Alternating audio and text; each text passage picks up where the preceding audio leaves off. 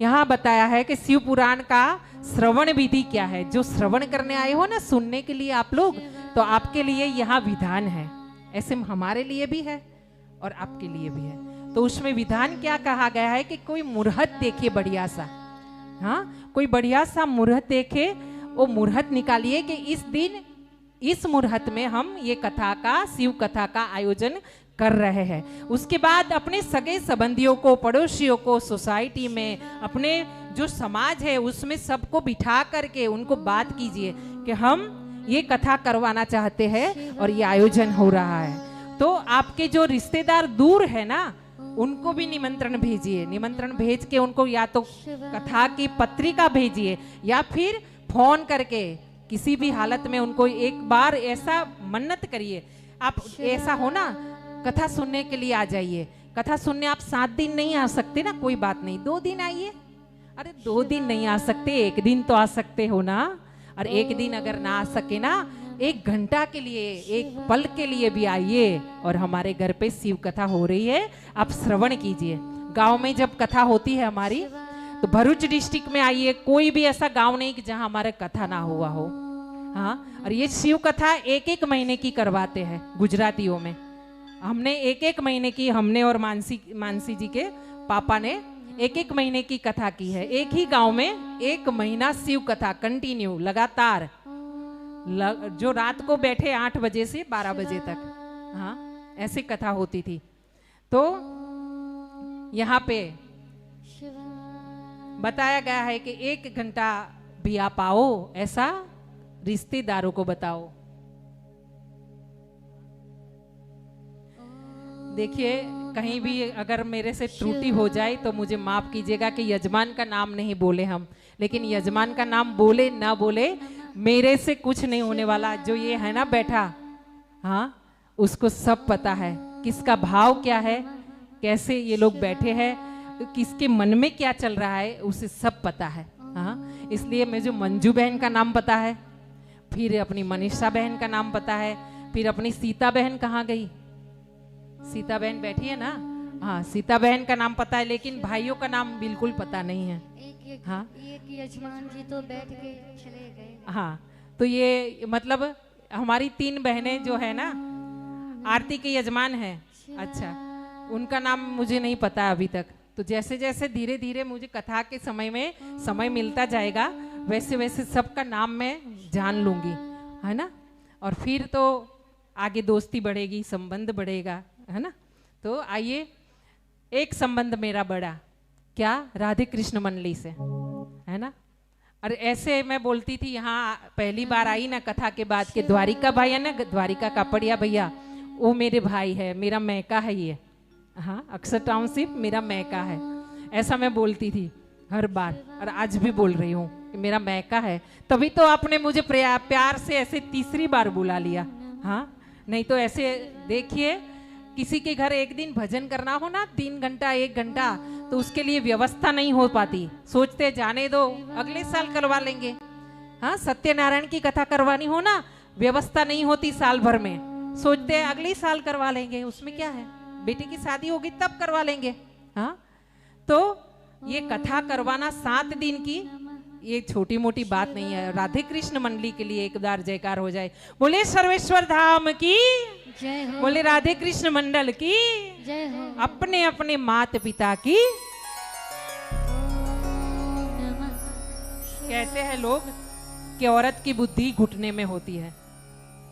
अब देखिए, अब अपने ही समझ लेना है कि औरतों की बुद्धि कहाँ है, कि जो 3 कथा करवाती है, हाँ, अपनी समिति के साथ मिलकर के चल रही है बहन सब। जय हो, जय हो। देखिए कहाँ कहाँ भगत छुपे हैं। हाँ, भगत है तो भी तो यहाँ तक आ गए आप। ये कथा में प्रवेश करते हुए यहाँ श्रोता के नियम बताए। अगर हो सके तो आपको फलाहारी करना है, उपवास करना है, हो सके तो। ना हो सके एक टाइम भोजन करके भी कर सकते हो। एक टाइम भोजन करके भी अगर शरीर साथ ना देता हो ना, तो फिर 4 टाइम खाकर भी कथा का श्रवण कर सकते हो। हाँ, यही है ना कि एक बार भोजन, ऐसा है। हाँ, 3 बार भोजन भजन एक बार, उसमें भी आते हैं झंझट हजार। हाँ, मन मेरा कहता है मैं गंगा जी नहाऊं, गंगा जी नहाऊं, मैं यमुना भी नहाऊं, पर जाते जाते चढ़ गया है मुझे बुखार, उसमें भी आते हैं झंझट हजार। बोलिए, सोचने वाला सोचे ना, उसके बाद करने वाला भगवान है। हम अगर अर्जी रखेंगे ना तो पास ना पास करने की उसके पास है हक। हाँ, वो चाहेगा तो यहाँ तक ले आएगा, नहीं चाहेगा ना तो यहाँ तक आने नहीं देगा किसी को। हाँ, खींच के ले आएगा, कोई नहीं चाहेगा तो, चाहेगा तो यहाँ आने भी नहीं देगा। हाँ, तो आइए, यहाँ श्रोता के नियम बताए गए हैं, और श्रोता के नियम ये है कि पवित्र स्थल में कोई मंदिर हो, कोई आश्रम हो, कोई नदी का किनारा हो, वहां पे कथा का आयोजन कीजिए। कहीं ना मिले तो अपने घर के आंगन में भी कथा का आयोजन होना चाहिए। यहाँ बताया गया है कि जो आयोजक है ना, उसे श्रोताओं को और वक्ता को बैठने के लिए सुखासन देना चाहिए, जिसमें आराम से पंखा ये सब लगा होना चाहिए। गर्मी लगे और उठकर चले जाए श्रोता, वो काम नहीं होना चाहिए। हाँ, आगे चलकर बताया गया है वक्ता का नियम। वक्ता के नियम में बताया गया है कि वक्ता जो बोलने वाले हैं ना, कथा करने वाले मेरे जैसे पंडित जी, उनको चतुर होना जरूरी है, शांत होना जरूरी है। अब चतुर भी हो शांत भी हो, कैसे मेल हो? लेकिन होता है। क्यों? चतुराई अपनी कहीं बतानी है, कहाँ दिखानी है, वो अपने को समझ होना चाहिए। जहां नहीं दिखानी है वहां अपनी चतुराई दिखाने चले गए ना, वहां से 2 गाली खा सकते हैं। हाँ, इसलिए यहाँ बताया गया है चतुर, शांत, जितेंद्रिय, दयालु। दयालु भी होने चाहिए। हाँ, ऐसे दयालु मैंने देखे हैं कि कथा में लाख लाख रुपया ऐसे पड़ा है, उठा करके मंदिर के पंडित जी को दे देते हैं, कहते हैं आप रखो, हाँ हमको तो आ जाएगा दूसरा।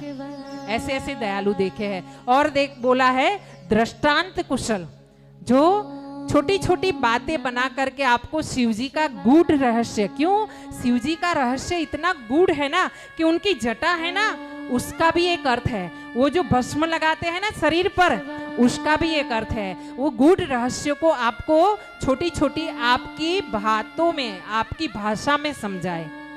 क्योंकि ऐसे बड़े बड़े श्लोक पढ़ जाएंगे ना, पंडित जी बैठे बैठे पढ़ते रहेंगे बड़े बड़े श्लोक, तो उसमें तो आपको पता नहीं चलेगा। हाँ, लोक भोग्य वाणी में आपको समझाना पड़ेगा ये बातों को, शिव पुराण की गूढ़ बातों को। हाँ, यहाँ बताया गया है कि हमेशा जो पुराणी है, पुराणी यानी जो कथा वक्ता है, वो वंदनीय है, उसे प्रणाम करो। और एक बात और गूढ़ रहस्य बताती हूँ, आपकी मनोकामना जो हो ना, आकर के भोले बाबा को वहां बताओ, और यहाँ आकर के ग्रंथ महाराज को बताओ। हाँ, किसी और को बताने की जरूरत नहीं, कहीं बताने की, लेकिन यहाँ आके व्यासपीठ पे अगर आप बता दोगे ना, हो सकता है मेरे अनुभव से कि तुरंत उसका इलाज होता है, तुरंत जवाब मिलता है कथा में। हाँ,